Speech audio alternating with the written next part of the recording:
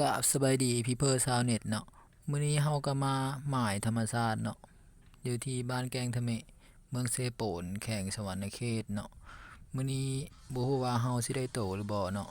เดี๋ยวเฮาไปเบิ่งกันเลยเนาะเฮ็ดแถวนี่แหละ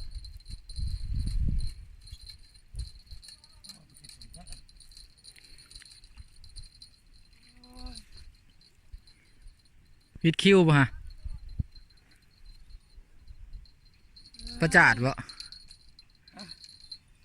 มาผิดคิวแล้วหมอนี่วิดคิวแ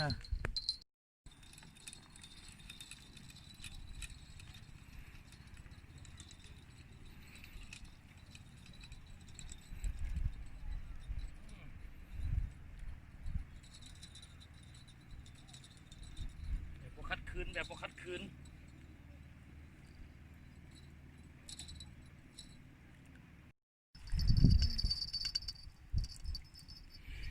สกาง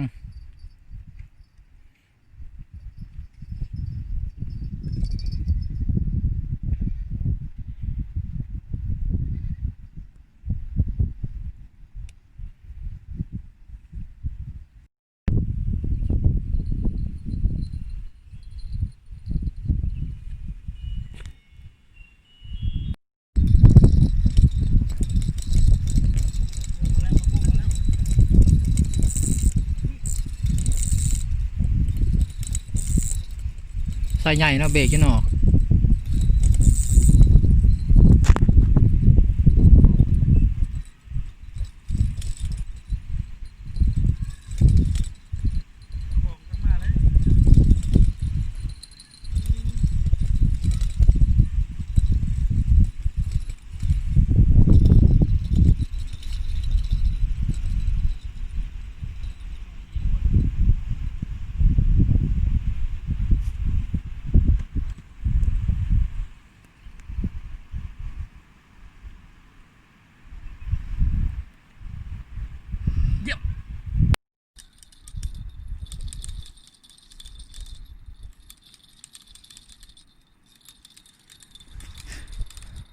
ของแท้ปะ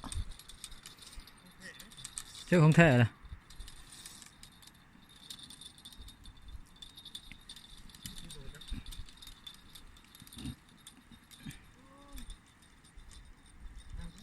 ยังอยู่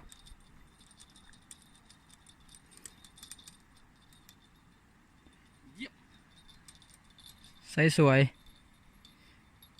งามกว่าเมียอยู่เพื่อนอีกคือปะโอ้ยใหญ่ได้เลย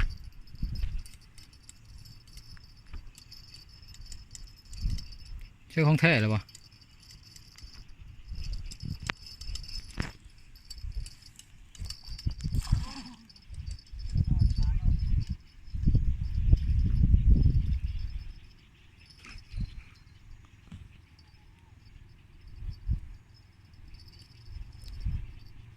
โซ่เลยแม่